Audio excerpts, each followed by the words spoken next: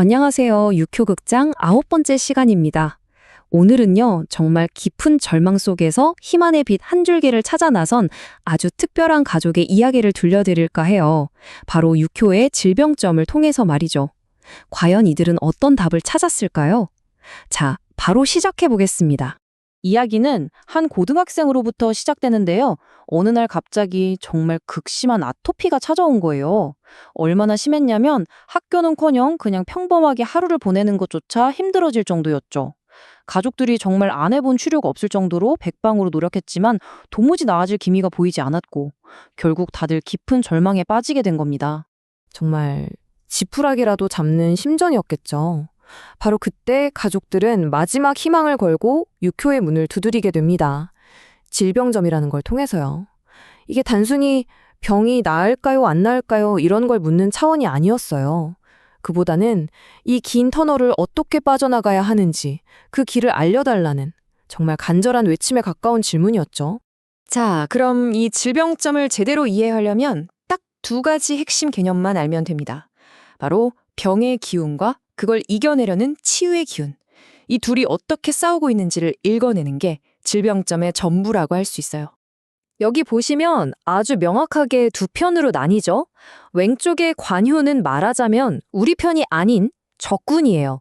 질병, 고통, 재앙, 나를 억누르고 힘들게 하는 모든 부정적인 에너지죠. 관이라는 글자 자체가 원래 나를 통제하는 힘을 뜻하거든요.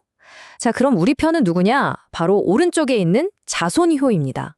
이 자손효가 바로 치유의 힘, 좋은 의사, 잘 듣는 약, 그리고 무엇보다 우리 몸이 스스로를 지키려는 그 생명력 자체를 상징하는 아주 중요한 아군인 셈이죠. 그래서 질병점을 볼 때 다른 건 몰라도 이 자손효가 살아있는지 힘이 있는지를 가장 먼저 그리고 가장 중요하게 보는 겁니다. 왜냐하면 지금 당장 상황이 아무리 나빠 보여도 이 자손효만 튼튼하다면 그건 희망이 있다는 확실한 증거거든요. 이게 바로 우리가 오늘 이야기에서 계속 찾아 나설 생명의 빛인 거죠. 자, 그래서 이 학생의 상황을 점으로 딱 펼쳐봤더니 와, 정말 흥미로운 괴가 나온 거예요. 처음 상태를 나타내는 괴와 앞으로 변해갈 상태를 나타내는 괴가 뭐랄까 언뜻 보기엔 정반대의 이야기를 하는 것처럼 보였거든요. 이게 대체 무슨 뜻일까요? 같이 한번 보시죠. 처음 나온 괴가 바로 뇌풍항인데요. 여기서 핵심은 저 항이라는 글자예요. 이게 항상 항자거든요. 변함이 없다는 뜻이죠. 느끼 오시죠? 질병점에서 이게 나왔다는 건 병이 낫지도 더 나빠지지도 않고 그냥 그 상태 그대로 쭉 계속되는 아주 지긋지긋한 만성적인 상태를 의미하는 겁니다. 딱 이 학생이 처한 상황 그 자체였던 거죠. 그런데 문제는 이 괴가 택풍대과라는 괴로 변해간다는 점이었어요. 대과라? 글자 그대로 보면 크게 잘못된다, 거대한 위기라는 뜻이거든요. 아니 지금도 이렇게 힘든데 여기서 더 큰 위기가 온다고요? 그럼 병이 훨씬 더 심각해진다는 뜻인가? 누구라도 이런 생각을 하고 덜컥 겁을 먹을 수밖에 없겠죠. 하지만 바로 여기에 육효의 놀라운 통찰이 숨어 있습니다. 여기서 말하는 위기는요, 병이 악화된다는 뜻이 아니었어요. 오히려 그 반대였죠. 오랫동안 꿈짝도 않던 이 지긋지긋한 정체 상태를 깨부수는 강력한 전환점이 온다는 신호였던 겁니다. 마치 썩어가던 고인물에 커다란 돌을 던져서 확 뒤집어 엎는 것과 같은 이치죠. 좋아요. 전환점이 온다는 건 알겠는데 그럼 그게 대체 언젠데요? 막연히 기다릴 순 없잖아요? 바로 이 지점에서 육효는 생왕묘절이라는 자연의 시간표를 꺼내듭니다. 그리고 정말 놀라울 정도로 구체적인 회복의 스케줄을 보여주죠. 생왕묘절, 말이 조금 어렵게 들릴 수 있는데 사실 아주 간단한 원리예요. 세상 모든 기운에는 사이클이 있다는 거죠. 태어나고 가장 힘이 넘치는 전성기를 맞았다가 서서히 늙어서 무덤에 들어가고 마침내 완전히 사라지는 절, 봄에 씨앗이 싹 터서 여름에 활짝 꽃을 피우고 가을에 시들어서 겨울에 흙으로 돌아가는 바로 그 자연의 리듬 그대로입니다. 자, 이 생왕묘절의 원리를 적용해보니 정말 놀라운 시간표가 그려졌습니다. 점을 쳤을 당시에는 아쉽게도 치유의 힘, 즉 자손효가 좀 약했어요. 하지만 그게 끝이 아니었죠. 이 생왕묘절의 흐름을 보니까 이 힘이 점점 자라날 거라는 게 보였던 겁니다. 자, 보세요. 먼저 2월, 3월, 봄이 오면서 병의 기운을 밀어내기 시작해요. 이때부터 차도가 보이기 시작하는 거죠.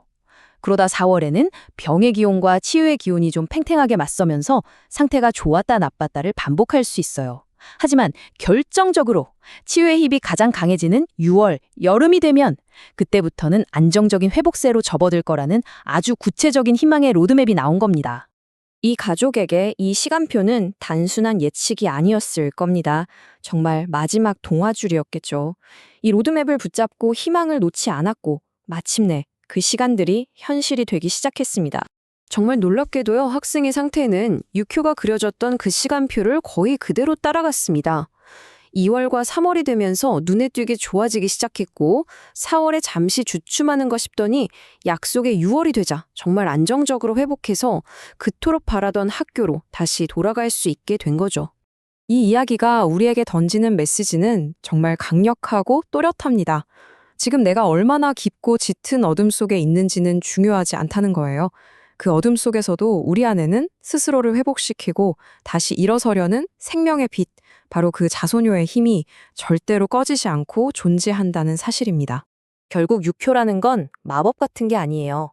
이미 우리 안에 존재하지만 우리가 미처 발견하지 못했던 그 희망의 불씨, 그 생명의 빛이 어디에 있는지, 그리고 언제쯤 다시 환하게 타오를 수 있을지를 알려주는 지혜로운 등불 같은 역할을 하는 거죠. 길을 안내해주는 지도이자 등불인 셈입니다. 자, 이제 오늘 이야기를 마무리하면서 여러분께도 한번 여쭤보고 싶어요. 여러분의 삶에서 정말 모든 걸 포기하고 싶을 만큼 힘든 순간에 나를 다시 일어서게 만드는 그 꺼지지 않는 생명의 빛은 과연 무엇인가요? 잠시 한번 각자의 그 빛을 떠올려 보는 것도 좋을 것 같습니다. 오늘 들려드린 이 감동적인 이야기는 책 6효 3000년의 속삭임 종합편과 해설편에 실린 내용을 바탕으로 재구성했습니다. 혹시 더 깊은 지혜의 세계가 궁금하시다면 이 책을 길잡이 삼아 한번 탐험해 보시는 것도 좋겠습니다. 지금까지 들어주셔서 정말 감사합니다.